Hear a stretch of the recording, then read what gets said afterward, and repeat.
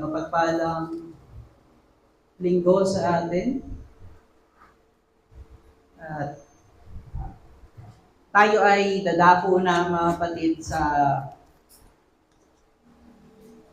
panibagong yugto ng ating sinusundan na narrative dito sa Gospel of John. At kung makikita natin sa ating handout, nandyan yung passage na ating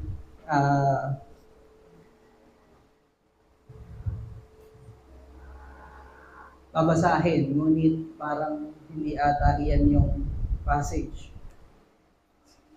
Passage natin ngayong araw ay sa sorry, hindi ko part ito. Sa John chapter 18, verse 28 to 32.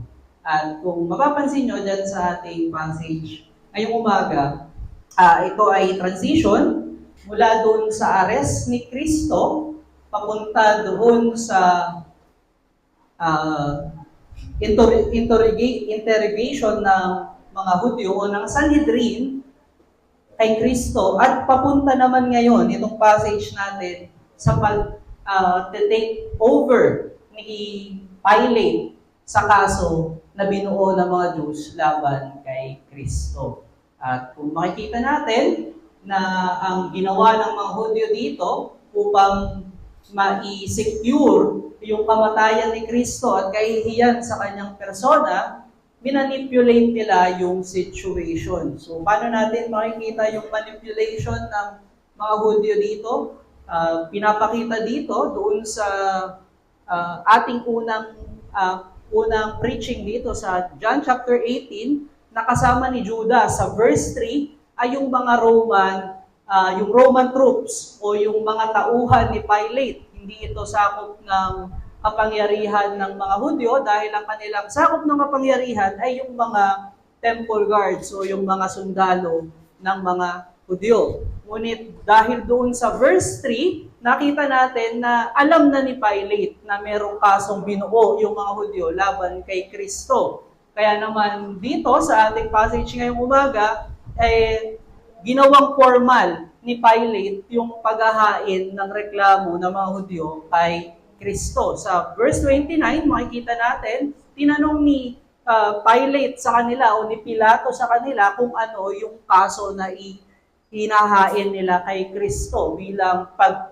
pagiging formal ng isang paglilitis. At yung answer ng mga Hudyo sa verse 30 ay nagpapakita na nakausap na nila si Pilato at naihain na nila kay Pilato yung kaso ni Kristo. Ang sagot nila ay parang pamimiloso po. If man were not doing evil, we would not deliver him over to you. Parang sinasabi niya na alam mo naman yung kaso niya o alam mo naman na matuwid kami at alam mo naman na yung kaso niya, bakit pa kailangan ng formalization dito sa trial o yung sa paghahain o pag-hand over namin sa kanya sa iyo. Dahil kung sila ay malinis sa kanilang konsensya o walang manipulation sa kanila, they will state o sasabihin nila mismo sa harapan ni Pilato kung ano yung kaso o yung violation ni Kristo na nalabag sa kanilang mga batas. At dahil dyan, makikita natin na ito ay manipulation lamang ng mga Hudyo at ito ay pagpe-press nila o pag-iinspira nila kay Pilato na ipako si Kristo sa krus at bigyan ng kahihiyan ang kanyang kamatayan at ang kanyang persona. Ngunit kahit anong pagmamanipula ng mga Hudyo at gayon din yung kapangyarihang hawak ni Pilato, makikita natin ngayon sa passage natin yung same na theme nitong John chapter 18. Si Kristo ay ang nasa may control sa sitwasyon na ito. Saan natin makikita yan? Doon sa verse 32.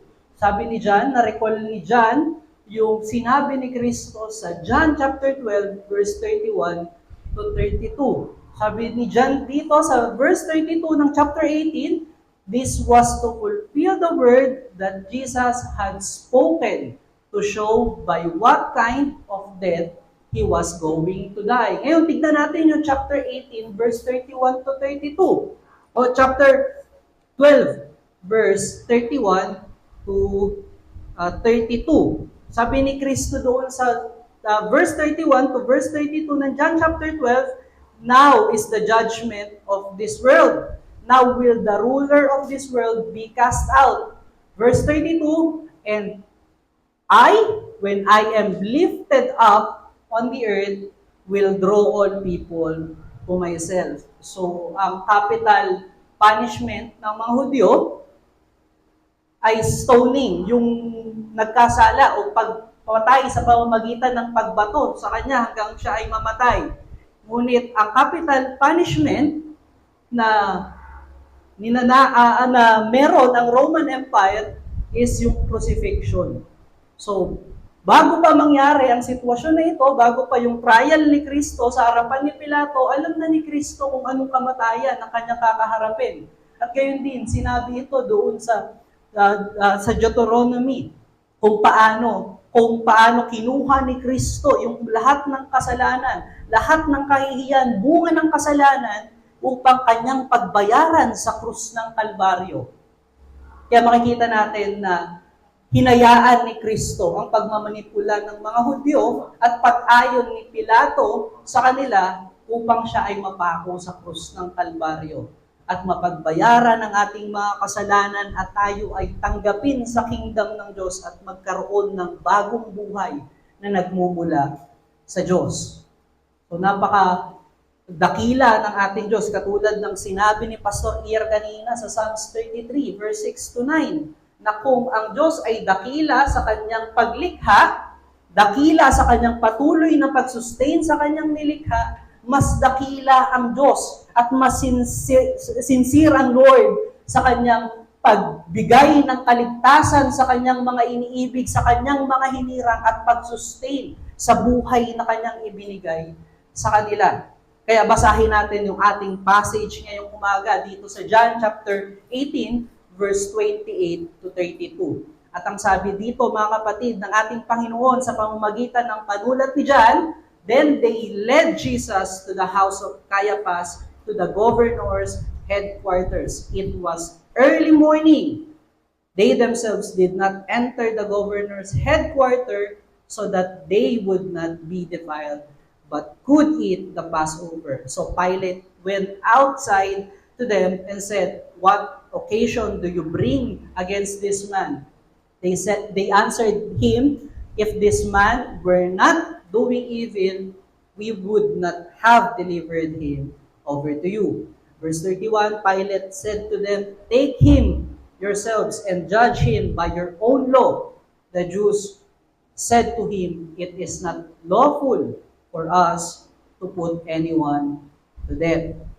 This was to fulfill the word that Jesus had spoken to show by what kind of death He was going to die. Let us pray. Panginoon naming Ama, maraming salamat sa umagang ito sa katotohanan ng iyong salita. Dalangin namin na ang gospel mo ay ma-preach sa amin, magbunga ito ng pananampalataya at gayon din, Panginoon, sa nananampalataya at naniniwala sa iyong ginawa na pagbabayad ng aming kasalanan sa krus ng Kalbaryo ay magpatibay at gayon din magbigay, Panginoon, ng kalakasan upang makatugon kami, Panginoon, ng naayon sa gospel at sa buhay na ibinigay mo sa amin.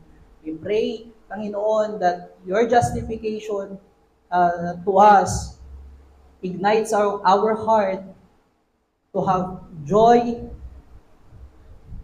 in our sanctification. Dalangin namin, Panginoon, na patuloy na magliwanag ang kadakilaan ng pag-ibig at grasya ni Kristo sa aming buhay. At kami, Panginoon, ay makatugon sa lahat ng oras ng aming buhay ng may kabanalan at may grasya na nagmumula kay Kristo. All these things we pray in the name of our Lord and Savior Jesus Christ. Amen. Hindi lamang soberano, mga kapatid, ang Diyos sa kanyang pagliligtas o sa kanyang sa mga nangyayari sa kanyang trial. Ngunit soberano din ng Diyos sa lahat ng pagkakataon na even dito sa pagmamanipula ng mga Hudyo sa kanyang kamatayan, ginamit na ito upang ma-identify natin kung ano ang totoo sa hindi at gayon din ang tunay na pananampalataya sa peking pananampalataya. Ang tunay na mabuting gawa sa self-serving na mga gawa. So, makikita natin mga kapatid nung mga nakaraang araw na ipinagdiriwang ng Pilipinas yung Holy Week. At doon sa Holy Week, katulad dito sa ating passage, makikita natin yung kanilang mga gawa para sa kanilang gawa, yung kanilang sakripisyo, pag-attend nila sa ceremonies na meron doon sa Semana Santa o sa Holy Week. Meron sigurong mga nagpapako sa krus, may nagsinakulo, merong mga inulit yung mga ginawa ni Kristo sa kanyang road to Golgotha, mga pinahirapan ng kanilang sarili, mga nagbisita iglesia. Ngunit isang bagay ang makikita natin sa kanilang ginagawang iyon, kung sila ay tunay na walang pananampalataya kay Kristo. Ginagawa nila yung mga bagay na yon para sila ay maligtas, mahabag ang Diyos sa kanila, dahil ginagawa nila yung mga dinaanan ni Kristo sa kanyang kamatayan, at gayon din mga kapatid, ginagawa nila yon para maipakita sa mundo na espesyal yung kanilang pananampalataya sa Diyos. At isa lang yung makikita natin at common o pinakamadaling maintindihan sa kanilang ginagawa, yun ay isang hypocrisy. Pagkat, bagamat ginagawa nila yung ginagawa ni Kristo, kung walang tunay na pananampalataya, walang pagsisisi sa kasalanan. At kung ginagawa nila iyon upang makita ng mundo na espesyal yung kanilang pananampalataya, yung kanilang gawa ay hindi nakatuon doon sa glory ng Lord, but doon sa kanilang sariling glory. At yan yung message natin ngayong umaga. Kaya sinabi natin na soberano ang Diyos, even dito, sa pagmamanipulate ng mga Hudyo sa kalagayan ni Kristo upang siya ay mapako sa krus, upang makita natin kung ang ating pananampalataya ba ay tunay o tayo ay nasa church, nakikiayon sa ating mga kakilala, kaibigan. Kung ang ating pagkilala ba at ang ating mga gawa ba ay bunga ng ating hypocrisy. At nawa ay na-convict tayo ng salita ng ating Panginoon sa umagang ito. Katulad ng mga participants sa Semana Santa, pwede nating may identify yung foolishness na kanilang ginagawa doon sa mga Hudyo sa ating passage ngayong umaga. Sineselebrate nila, nagpa-participate sila dun sa Feast of Passover and ganun din sa Feast of Unleavened Bread. Nang walang pagkilala o pag-alala sa Diyos na siyang nagpalaya sa kanila doon sa Ehipto at gayon din nagbigay sa kanila ng bagong buhay kung saan nandoon yung lupang pangako o yung pangako sa kanilang land kung saan sila magsasamba sa Panginoon. At tignan natin doon sa verse 28. Sobrang careful nilang iwasan yung defilement o sila ay madumihan nung karumihan ng mga Gentiles. Isang bagay ang aking nakita dito sa isang importanteng bagay na malaman natin, at salamat kay D.A. Carson sa kanyang komentaryo dito sa ating passage ngayong umaga, na kaya pala hindi pumapasok ang mga Hudyo sa bahay ng mga Hentil dahil naniniwala sila na yung mga Gentiles ay nagpa-practice ng abortion. At yung abortion na ginagawa nila, pina-flush nila sa kanilang mga toilets or nililibing nila sa grounds ng kanilang pamamahay yung mga pinapatay nilang sanggol. Kaya naman, ang tingin nila sa loob ng bahay ng mga hentil, yun ay defiled, yun ay marumi. At makikita natin sa Leviticus na hindi sila, na pagka ikaw ay humawak sa isang patay o sa isang bangkay, ikaw ay narurumihan, ikaw ay nagiging madumi sa harapan ng Diyos. Dahil ikaw ay humawak ng isang bangkay o isang patay. So, kung nandun ka sa ground kung saan maraming nailibing na fetus, ang kanilang tingin doon, marumi ka din dahil parang nakahawak ka na rin ng isang bangkay. Sobrang ingat nilang hindi pumasok doon sa court ni Pilate. Minamanipula nila yung system para mailagay sa kamatayan yung isang inosenteng tao, which is si Jesus Christ. Tignan natin kung paano nila i-present yung kanilang sarili doon sa mga tao na perpekto yung aming pagsunod habang kami ay nagpa-practice nitong Passover at Feast of the Unleavened Bread. Ito yung nais nilang maitatak sa kaisipan ng mga tao. Ngunit malisyoso yung kanilang pagbibigay ng kahihiyan kay Kristo. Ipinapapangit nila yung itsura ni Kristo sa harapan ng mga tao. Si Kristo na siyang Diyos na kanilang dapat na sinasamba.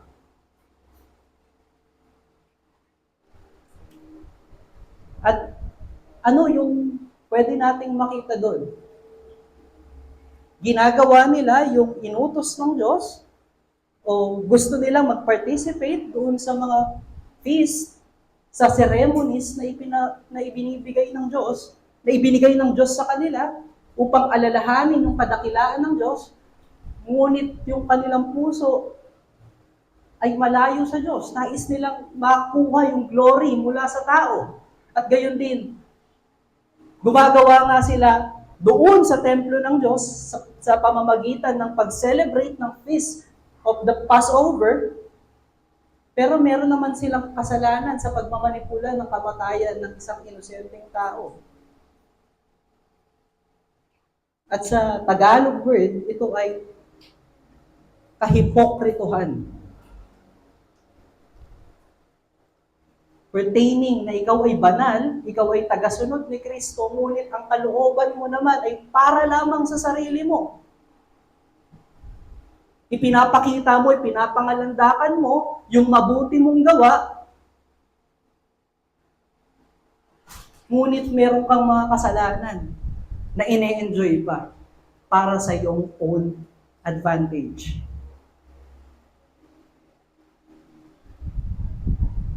Ang katotohanan, mga kapatid, na ibinigay itong feast, katulad ng sinabi natin kanina, at mga ceremonies ay para alalahanin yung great and good works ng Diyos sa kanila. At katulad ng ating passage ngayong umaga, mga kapatid,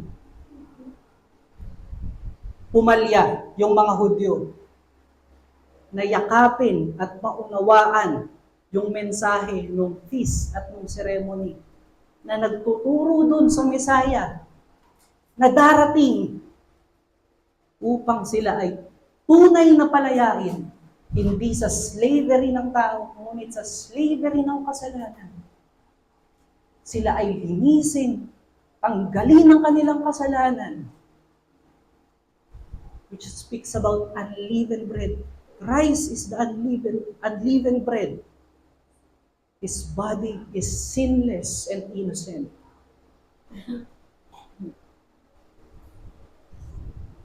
Yung puso ng mga Hudyo ay nakatuon lamang na ma-attendan nila o makapunta sila dun sa mga pinrescribe ng Diyos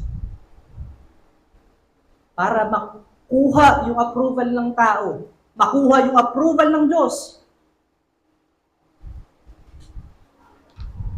Ang resulta lamang nito sa kanila, i-glorify nila yung kanilang sarili. Pine-pleasure nila yung kanilang sarili doon sa mga favorite sin nila. Dahil ako ay perpekto sa pagsunod sa mga sinulat ni Moses, pwede kong gawin itong mga bagay na ito nang hindi na nakikita. Walang pagbabago sa puso.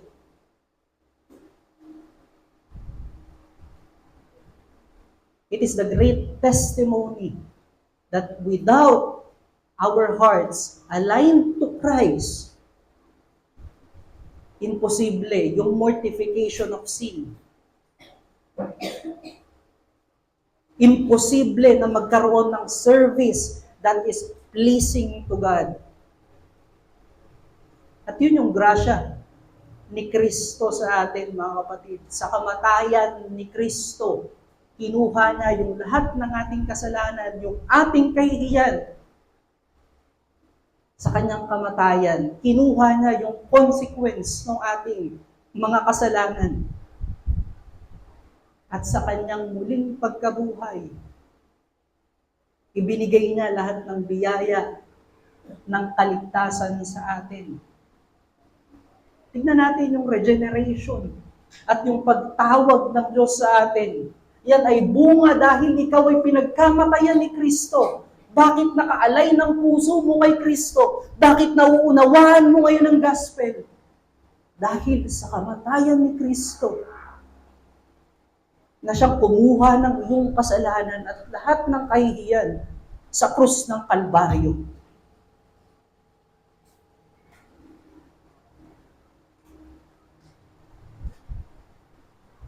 Diyan natin makikita, mga kapatid, yung ating message ngayong umaga.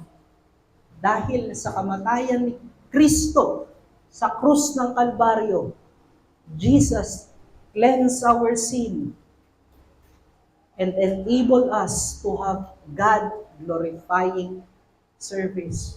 Kung aalalahanin natin yung storya sa Exodus, kung bakit sila pinalaya ng Diyos sa Egypto at gayon din, kung bakit sila ngayon ay tinatawag na Holy Nation, ito ay dahil sa kalooban ng Diyos, sa mabuting biyaya ng Diyos na sila ay pagpalain ng bagay na ito. Hindi dahil sila ay espesyal at merong nakita ang Diyos sa kanila na kakayanan upang ma-please yung Diyos. Ngunit dahil sa mabuting kalooban ng Diyos. At gayon din, ipinapakita nito na merong darating na tunay na magbabayad ng kanilang kasalanan at merong tunay na lugar kung saan walang hanggan nilang sasambahin ang kanilang Diyos na tagapagligtas at merong tunay na lugar kung saan nalalapit sila doon sa presensya ng ating Diyos. At iyon ay doon sa persona ni Kristo lamang matatagpuan. At doon matatagpuan sa trono ng Diyos sa pamamagitan na buksan ni Kristo ang throne of grace para sa lahat ng mananampalataya na siyang hinirang ng kanyang Ama para sa kaligtasan sa pamamagitan ng kanyang buhay at kamatayan. At ang dalangin ko, mga kapatid, katulad ng sinabi natin kanina, na pare-parehas nating ma-reflect ang ating sarili kung tayo ba ay tunay na malaya na sa kasalanan, malaya na sa kapit ni Satanas sa ating buhay, at kung meron tayong tunay na buhay kay Kristo na nagbibigay ng joy at celebration sa kanyang grasya sa atin. Dahil yung mga hypocrites o yung mga hipokrito na nagpe-pretend na sila ay belong sa Diyos, patuloy pa rin nilang ine-enjoy yung kanilang mga kasalanan. Dahil yung mga hipokrito ay ginagamit yung pangalan ng Diyos para sa kanilang sariling kadakilaan o sariling glory. Sila ay patuloy na namumuhay sa kasalanan. Nagpe-pretend sila na active sila sa duties and responsibility as a Christian while neglecting to mortify the indwelling sin that they still have. They are using the name of God for their own glory, para sa palakpakan ng mundo, para sa approval ng men.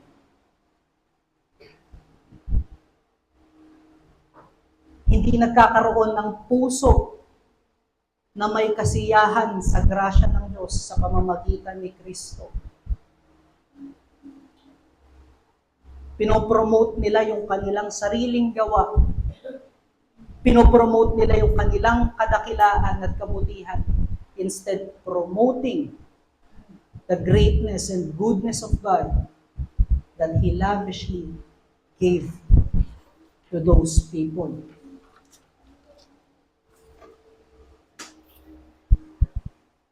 Para mas maintindihan natin, mga kapatid, i-consider natin yung ating unang punto. Hypocrites care so much about external pollution. Yung hindi tunay na mananampalataya ay mas may pakialam sa karumihan ng panglabas.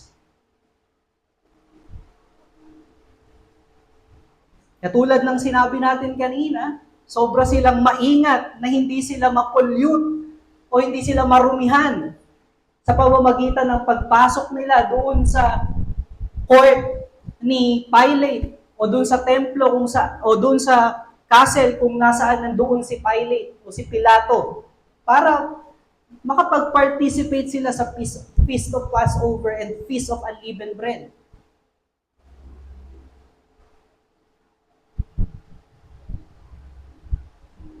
Kung titignan natin sa Leviticus chapter 5, verse 5 to 11, yung defilement doon sa taong humawak ng isang bangkay, ay makikita natin isang araw lamang tumatagal. Kapag ang isang tao ay nakahawak ng bangkay, or siya ay nakahawak doon sa babaeng merong dalaw ng buwan na iyon, ang gagawin niya lamang dyan sa Leviticus chapter 15, verse 5 to 11, ay maligo at hugasan yung kanyang garment. Ngunit siya ay marumi sa isang buong araw hanggang dumating yung gabi. Siya ay malinis na pagdating ng gabi. Yun yung sinasabi sa Leviticus chapter 5, verse 1. Pero kung iisipin natin, ang sinabi dito, doon sa verse 28, para sila ay makapag-participate doon sa Passover, makakain sila ng Feast of Passover. At contrary din, kung sasabihin natin na parating pa lang yung Feast of Passover, and doon sa John chapter 13, nag-umpisa na yung Passover. Yung discourse ng Panginoon, yung pakikipag-usap niya sa kanyang mga disciple habang sila ay nag-uusap, Passover meal na yun. Ang Passover meal, by the way mga kapatid, ay isang araw lamang po. Yun ay 14th day nung binanggit kanina na month, kung saan sila ay pinalaya ng Diyos doon sa Ehipto. Yung sa 14th day, sila ay kakain sa gabi nung Passover meal, at pagkatapos nung gabing iyon, sa 15th day, doon naman sila mag-uumpisa yung Feast of the Unleavened Bread. So, ibig sabihin, yung Feast of Passover at yung Feast of Unleavened Bread ay inseparable. Hindi nila pwedeng pagbukurin. Yan ay laging magkasama. So, ibig sabihin, mga kapatid, kung nakapag-participate ka sa Passover meal, dapat ka rin mag-participate sa Feast of the Unleavened Bread. Pero halimbawa, ikaw ay nakapag-participate dito sa Feast of Passover at kinaumagahan, ikaw ay narumihan, katulad nung kanilang iniisip dito sa John chapter 18, hindi ka makakapag-participate sa Feast of the Unleavened Bread. At meron din silang tinatawag na festive sacrifice. At makikita natin yan doon sa Numbers chapter 9 verse to 11.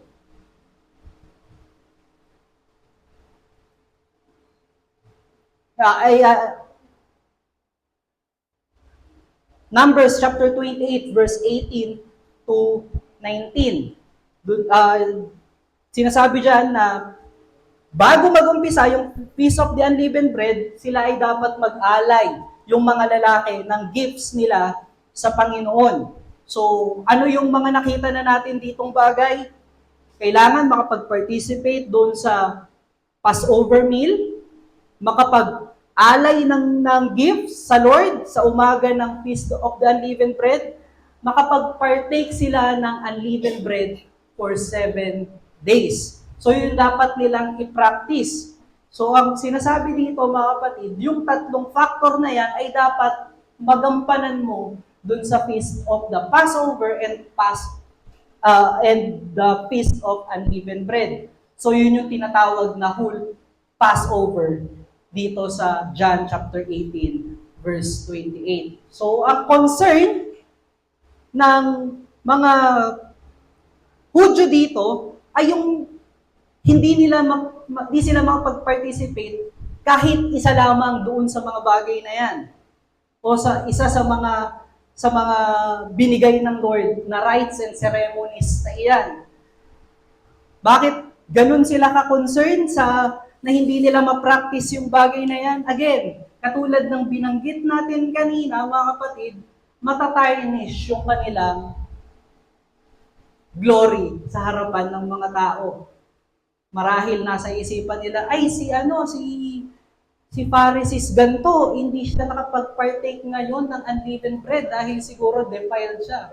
Nababawasan yung glory nila. Yung work nila ay nagiging maliit o nababawasan yung glory ng kanilang work o ng kanilang pagiging perpekto sa pagsunod sa batas na ibinigay sa kanila ni Moses. Una, makikita natin, yung kanilang work ay hindi na magiging perfect sa sight ng tao. Pangalawa, their glory will be lessened.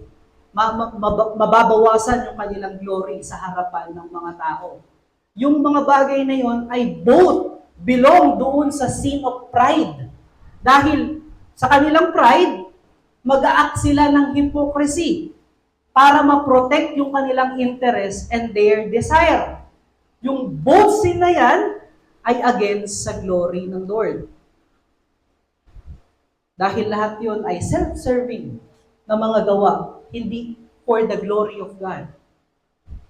Ang the feast is given to them to remember the goodness and greatness of God.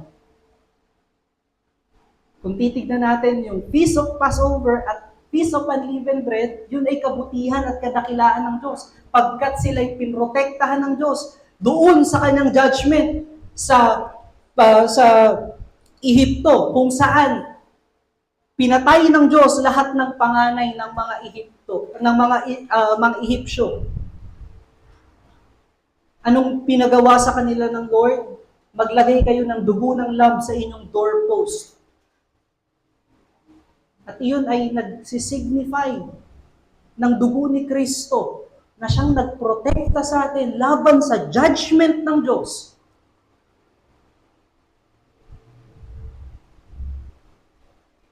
Pinalaya niya sila doon sa bondage ng slavery. Binukod ng Diyos ang Israel sa mundo. Ang sabi ng Diyos, ang declaration ng Diyos, ang Israel, ang kanyang nation, nung kanyang tinanggal sila sa slavery from Egypt.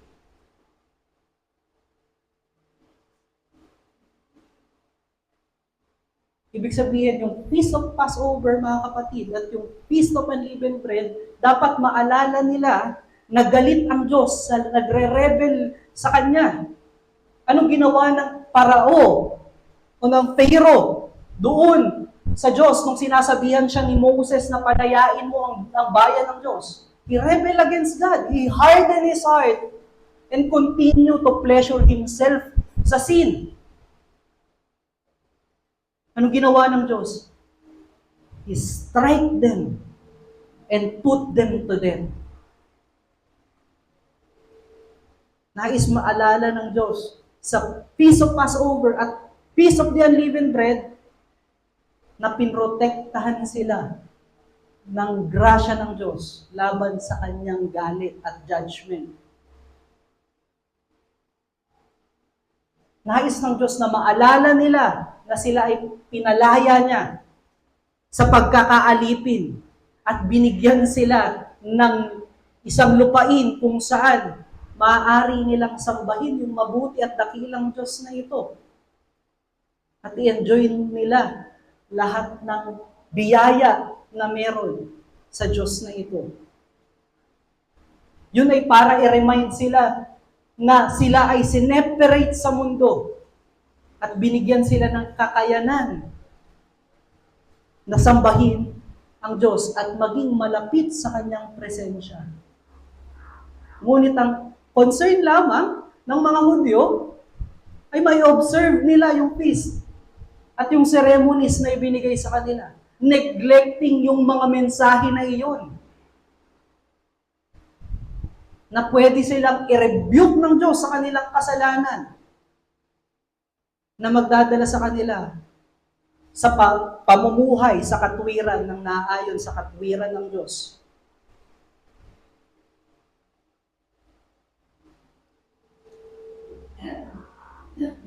Yung feast na yun is to purify them.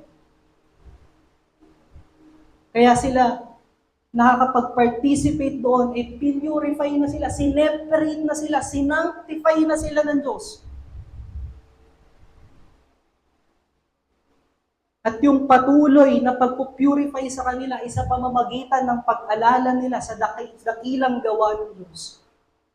Ngunit ang nasa kanilang kaisipan ay magampanan lamang nila yung duties and responsibility nila. At ang pwede nating makita at unawaan dyan, hypocrites disregards true purity, which is purity in the heart. Kung titignan natin mga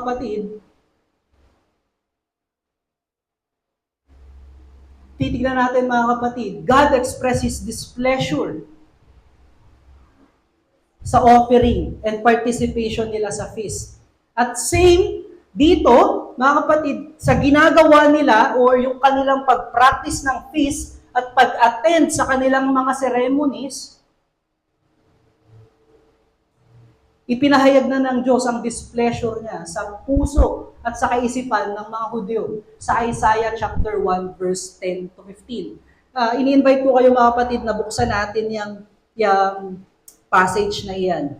Ang sabi diyan ng ating Panginoon sa verse 10, "Hear the word of the Lord, you rulers of Sodom. Give ears to the teaching of our God, you people of Gomorrah.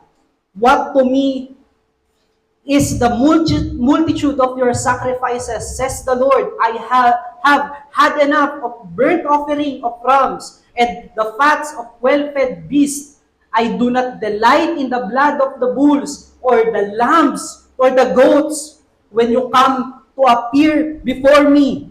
Who has required of you this trampling of my courts? Bring no more vain offerings. Incense is an abomination to me. New moon and Sabbath and the calling of convocation. I cannot endure iniquity and solemn assembly. Your new moons and your appointed feasts, my soul hates. They have become a burden to me. I am weary of bearing them. When you spread out your hands, I will hide my eyes from you. Even though you make many prayers, I will not listen. Your hands are full of blood." Makikita natin dito, doon, sa Isaiah chapter 1, verse 10 to 15.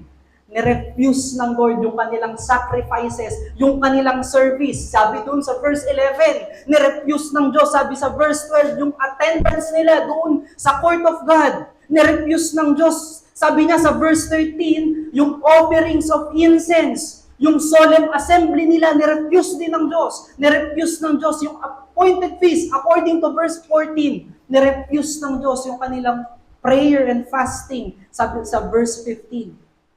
Because of their hypocrisy. God has no delight doon sa service and sacrifices, prayer and feast, because their hands are full of blood.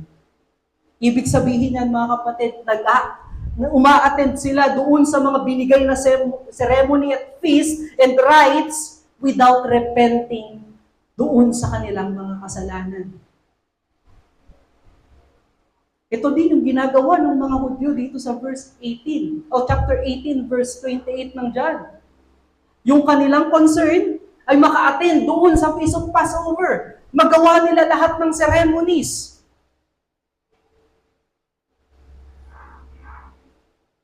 Ngunit nag-fail silang magkaroon ng delight sa Diyos and turn away from their sins. Hindi sila na-rebuke ng mga feast na ito, ng mga ceremony, mga sacrifices and service na ito.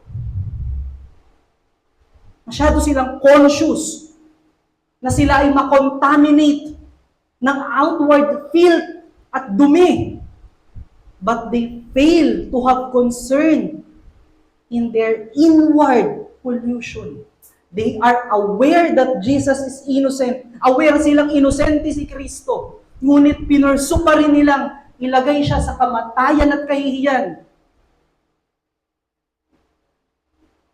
And that is sin while pretending to attend the holy feasts and ceremonies of God.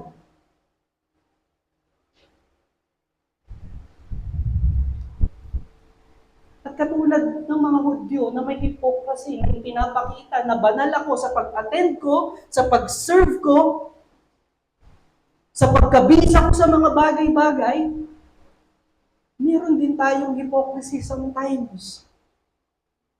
Nagiging performance-oriented ang ating pagiging Kristiyano while neglecting to purify our hearts. Uma-attend tayo sa ibinigay na mga means of grace ng Diyos while neglecting to mortify our sin.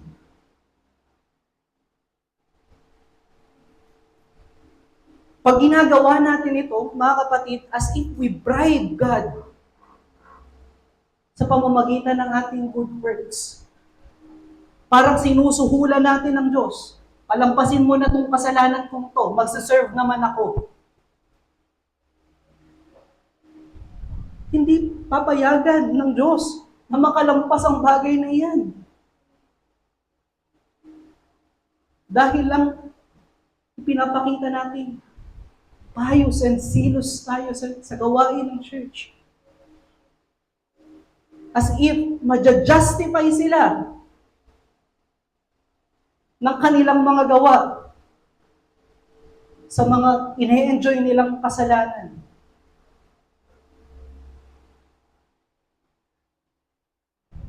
Ang katunayan na hindi makakalampas ang kahit maliit na kasalanan.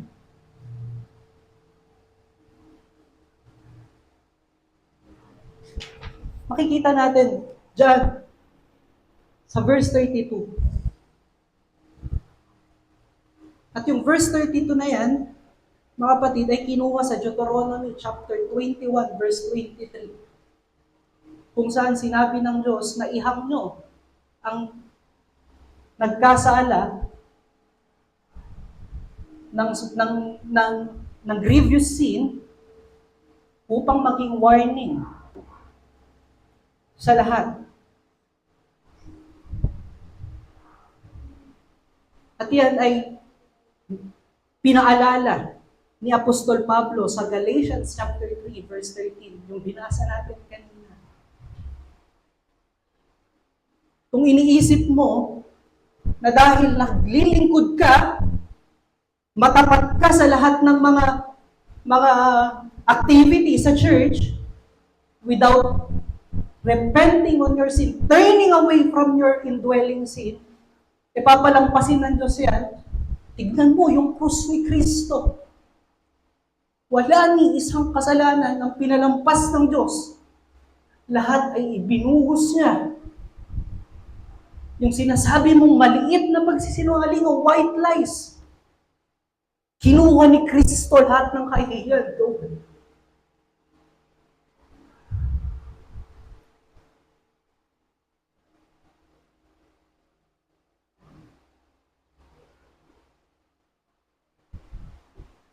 At nawa, doon sa pagtingin natin, as we look on the cross of Christ, nawa ay ma-enable tayo ng Diyos to mortify our sin.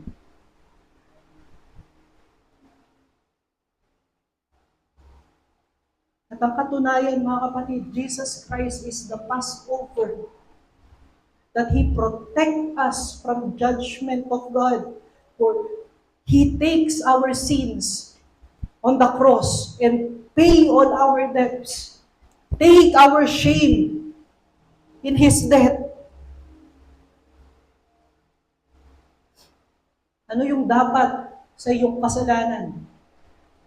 Romans chapter 6, verse 23. For the wages of sin is death. And Christ died so you may have life. Ano yung dapat sa atin? Shame. Naging katawa-tawa yung imahe ni Kristo sa harapan ng mga walang pananampalataya o sa harapan ng mundo dahil sa kasalanan mo. Sa kasalanan ko at sa kasalanan nating lahat. Si Kristo ang nagpalaya sa atin sa kasalanan sa pamamagitan ng payment ng kanyang dugo. Si Kristo ang naglinis sa atin sa pamamagitan ng kanyang dugo. Kaya tayo ay katanggap-tanggap sa kalangitan, sa presensya ng kanyang Ama.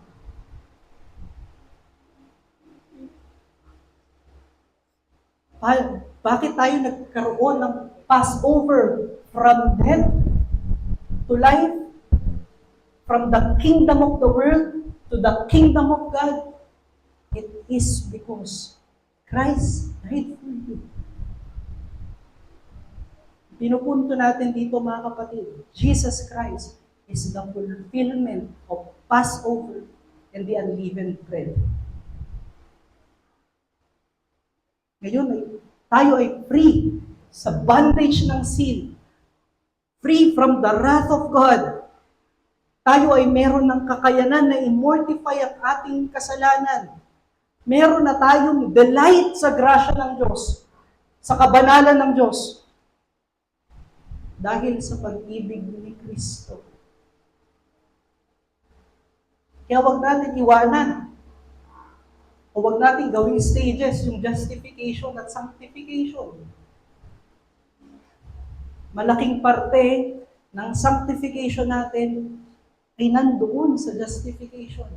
Kaya ka nasa sanctification ngayon, mga kapatid. Kaya ka may sanctification ngayon because you are justified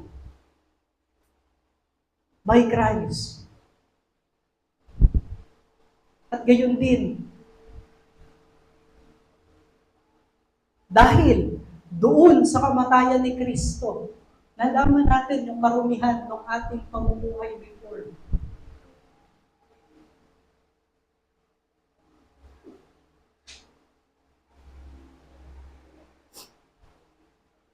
At dahil nakikita natin yung karumihan ng ating pamumuhay before, we can say no to all the sins.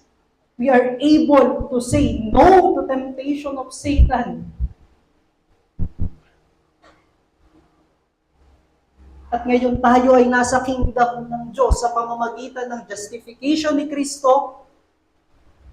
Tayo ay malapit sa throne of mercy ng Diyos. Malapit tayo sa throne of grace ng Diyos to purify us from any defilement of sin. As you see your sin hanging on the cross of Christ, ask God to help you to mortify that sin that torments your soul. You are near sa throne of grace because Christ made a way. He opened the gates of heaven for you to enter.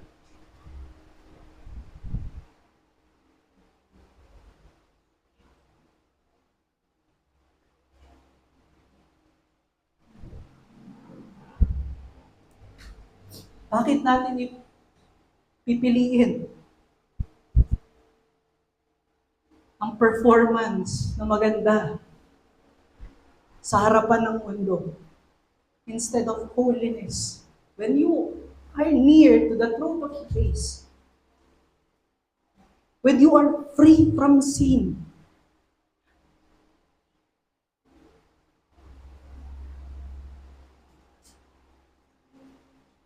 isa lang yung dahilan na naiisip ko, kaya natin pinipili sometimes yung pagiging performer. No, tayo ay tapat sa Diyos. Because it is easy. Mas mahirap kasing mag-mortify ng sin. May pleasure yung flesh ko dito.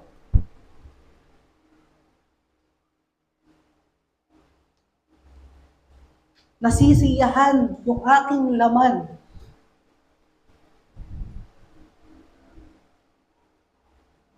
Nawa ay makita natin yung katawan ni Kristo sa krus ng Kalbaryo. Pag naaalala natin yung paborito nating kasalanan na nagsasatisfy ng flesh natin. Let us remember yung story ni Martin Luther, mga kapatid. Na sobrang galit sa Diyos dahil sa sobrang taas ng standard ng kabanalan ng Diyos.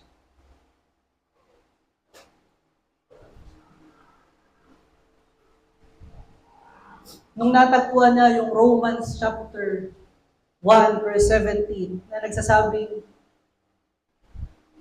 the righteous shall live by faith. Alam niyo ang sabi ni Martin Luther from his own word? The whole scripture took a new meaning. And whereas before the justice of God had filled me with hate, now it become to me inexpressibly sweet, great love. This passage of Paul became to me a gate to heaven. Galit siya dahil maya't maya siyang nagko-confess. Dahil pag may naisip siyang onting mali, nagko-confess siya. Dahil tingin niya sa Diyos ay perfectong Diyos at nagre-require ng pagka-perfecto natin. Pero nung natagpuan niya yung justification by faith, nagkaroon siya ng comfort dahil pinagkamatayan ni Kristo ang kanyang buhay. Dahil kinuha ni Kristo lahat ng kanyang kasalanan at pinagbayaran sa krus. Ngayon, dinedeclare na siya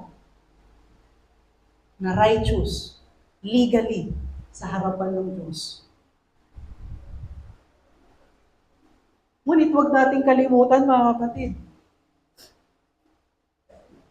na hindi tumigil si Martin Luther pursuing holiness. Katulad dati, still pursue holiness. Ngayon, ang kinaibahan, not with hate, but with joy and with comfort. Yung sanctification niya is sweeter.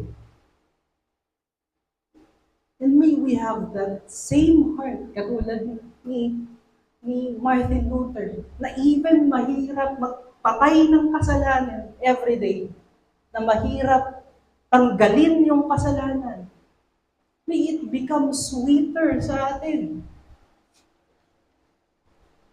Dahil kahit anong imperfect ng ating buhay, Christ loved us and Christ died for us so that God may declare that we are righteous because of the death and resurrection of Christ. Sa ating unang challenge, mga kapatid, let all the sin and curse that Jesus bore on the cross Give us this taste on sin and give us joy while we mortify our indwelling sins. Tumingin tayo sa krus ni Kristo upang magkaroon tayo ng displeasure sa anumang kasalanan na ine-enjoy natin. Tumingin tayo kung tingin natin ito ay makakabuti sa atin. Ang resulta ay nandoon sa krus ni Kristo. Kasalanan at kahihiyan na pinagbayaran ni Kristo. At kung tayo ay nahihirapan, tumingin tayo kay Kristo na namuhay ng perpekto para sa iyo. Para sa iyong kaligtasan.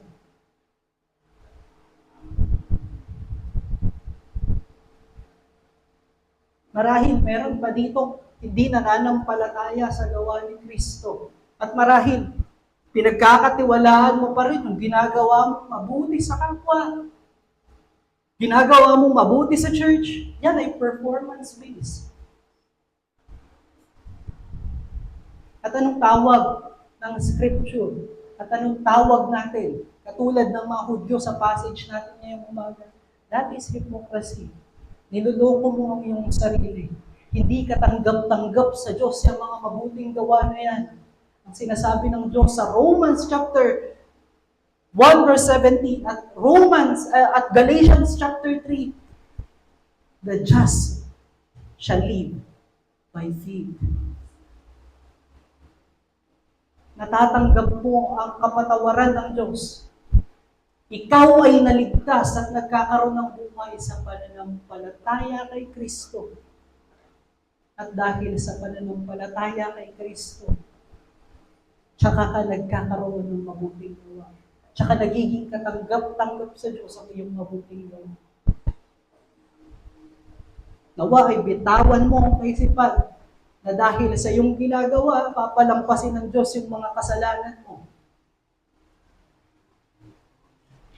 At manampalataya ka kay Kristo.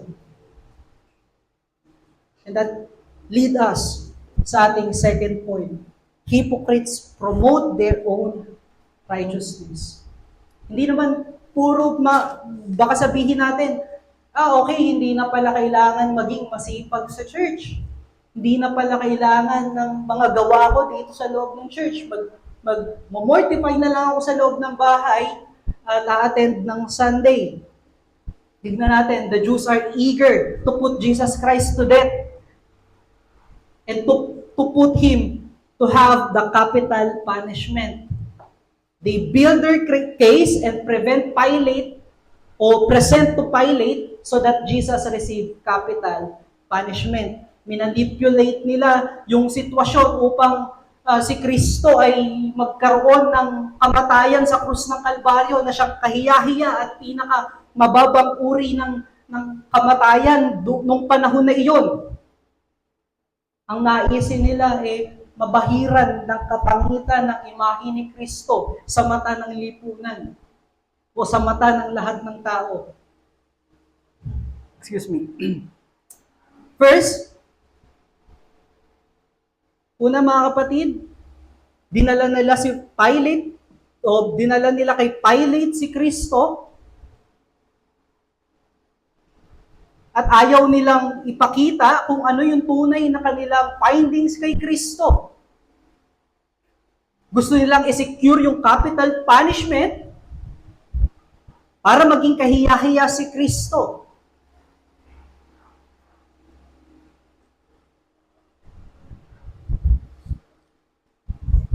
Upang yung mga tagasunod ni Kristo ay tumigil na sa pagsunod sa Kanya. Ang nais nilang ipakita sa mundo, ito ba ang inyong hari? Ito ba yung tagapagligtas ninyo? Namatay sa masamang kamatayan na meron sa mundo. Ito ba yung hari ninyo? Kahiya-hiya siya dito sa itsura niya sa krus ng Kalbaryo.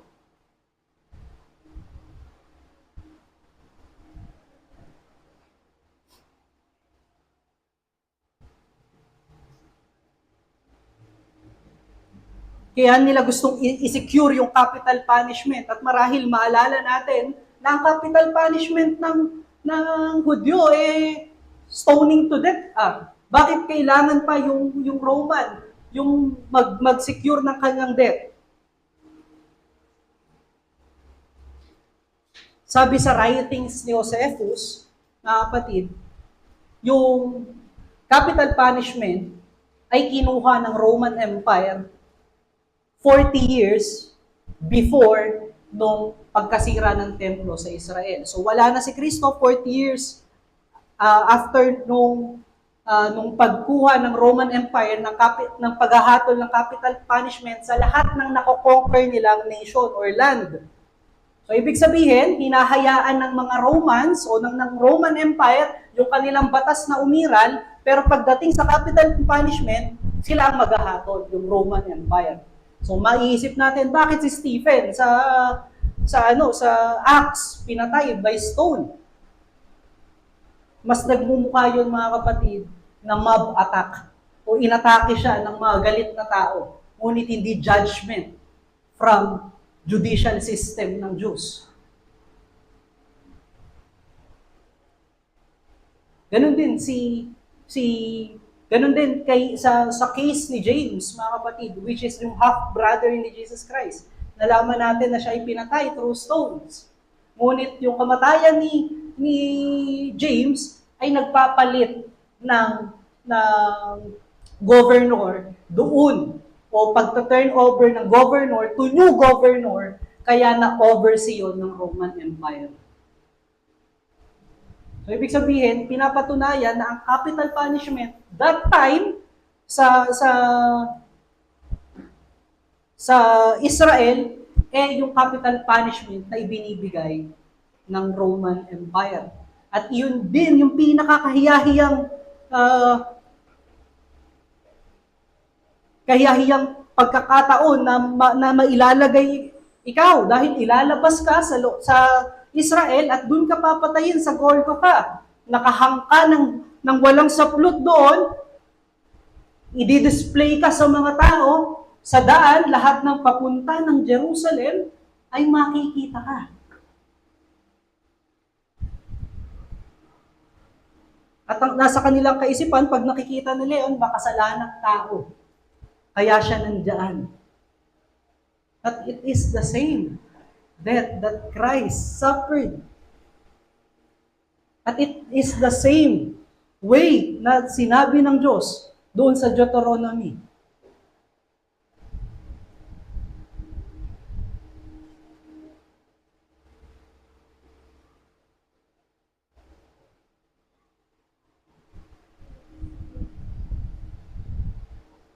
At tingnan natin yung hypocrisy ng mga Hudyo dito. Again, they are careful not to pollute themselves by outward defilements. They are also busy putting God into shame and death. Careful sila sa kanilang pag-avoid sa outward defilement. It is for them to partake the whole feast of Passover and unleavened bread, so that people may see their outward righteousness, to retain their prestige and glory in the sight of man. Gusto nilang i-compare yung kanilang sarili kay Kristo. Yang taong yan ay inilabas sa Jerusalem. Hindi man lamang nasa loob ng Jerusalem. Yang taong yan ay ipinako sa krus. Tignan nyo kami, we partake doon sa ibinigay ng Diyos na feasts and ceremonies. We complete the rights that He has given to us.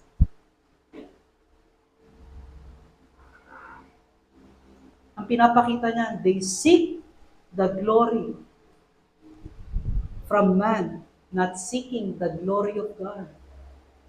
And yan ay way to deny the gospel, to suppress the truth.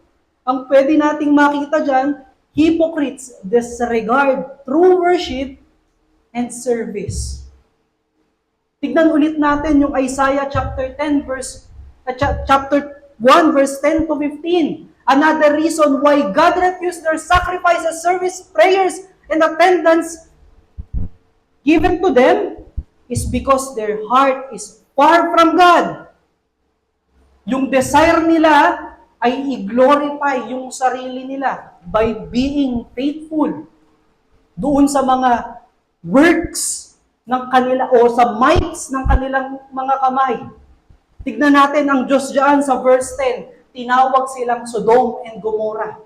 Rulers of Sodom, people of Gomorrah. Because they are immorals. They indulge themselves and pleasure themselves sa sinfulness ng kanilang flesh. At para maintindihan natin ba't sila tinawag na Sodom and Gomorrah, tignan natin yung Jude chapter 1 verse 7. Ine-explain diyan na ang Diyos ay galit sa Sodom at Gomorrah for they indulge themselves to sexual immorality, pursued the unnatural desire. At ang sexual immorality, mga kapatid, ay galing sa pride na nagbibigay ng selfishness. That is why who practice sexual immorality seek the glory or seek to glorify themselves through the things that their body may be satisfied. Even ito ay opposite at against sa will and truth ng Diyos. Tignan natin yung mga Jews sa Isaiah chapter 1 at yung Jews sa John chapter 18. Hinahanap nila na i-pleasure yung kanilang sarili. Mula sa palakpakan ng mundo, approval ng tao. I-display nila yung kanilang works para makuha yung applause mula sa tao, neglecting to glorify God. At ang katotohanan niyan, they covet the glory of God. And they rob God His glory.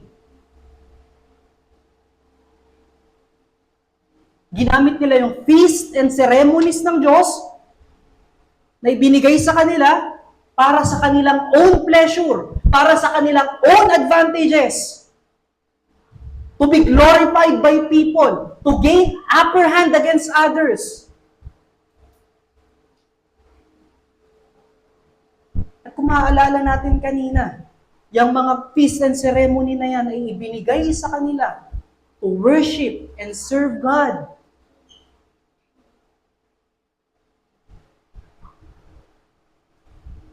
Binigay sa kanila yan to remember the goodness and greatness of God that He has done to them. Examine natin ngayon, mga kapatid, yung ating worship. Pare-parehas natin i-examine yung ating worship at yung ating service sa Diyos, sa ating kapatid, sa mga taong nakapaligid sa atin. Ginagamit ba natin ang worship at ang ating service to gain glory? Para masabi lamang na tapat talaga siya. Yan ba yung laman ng ating puso? Nawa ay captivated tayo ng pag-ibig ng Diyos mula sa grasya ni Kristo. At hindi iyan yung laman ng ating puso. Concerned ba tayo sa ating attendance dahil lamang mawawala yung advantage natin sa ating brethren?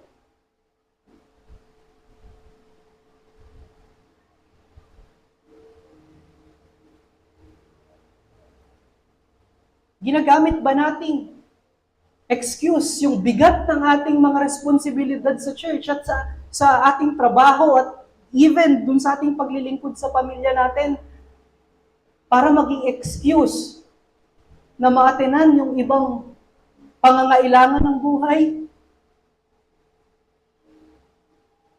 Namumuhay ba tayo sa kabanalan ni Kristo para makita lamang ng ibang tao na we have greater honor above them?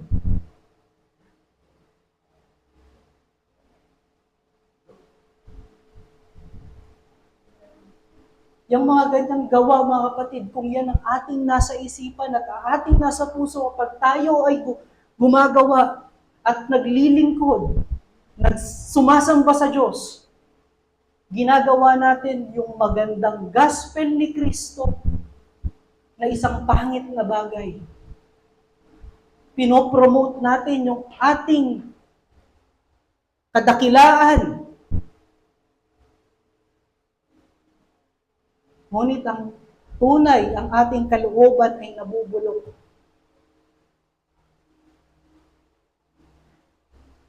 Let us consider yung word ni Paul doon sa 1 Corinthians chapter 6, verse 19 to 30.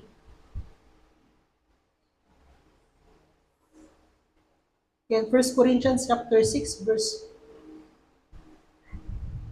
19 to 20.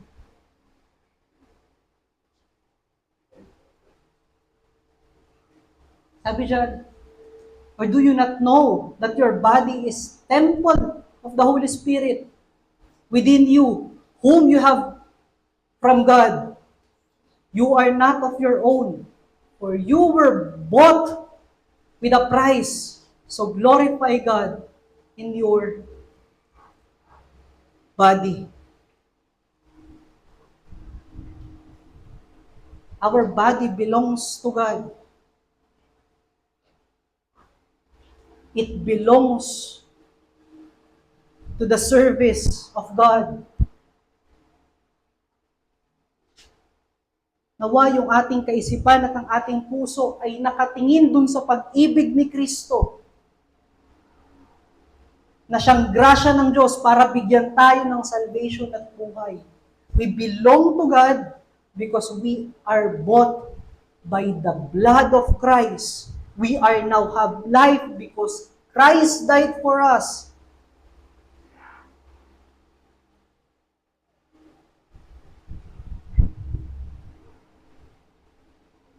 We are now belong to the body of Christ. At pag sinabi natin body of Christ, it is sinless. Dineclare sa atin sa 2 Corinthians chapter 5 verse 21, yung body ni Christ is sinless. As we are the body of Christ, we must be sinless. That's why He purged every sin that is indwelling in our flesh. And even yung desire ng ating puso, yung thoughts natin is belong to God. Bakit hindi nakaglorify yung service ng mga Hudyo? Dahil nakatuon yung kanilang puso at kaisipan sa kanilang glory as if sila ay belong sa kanilang sarili at hindi sa Diyos. Ngayon tayo ay belong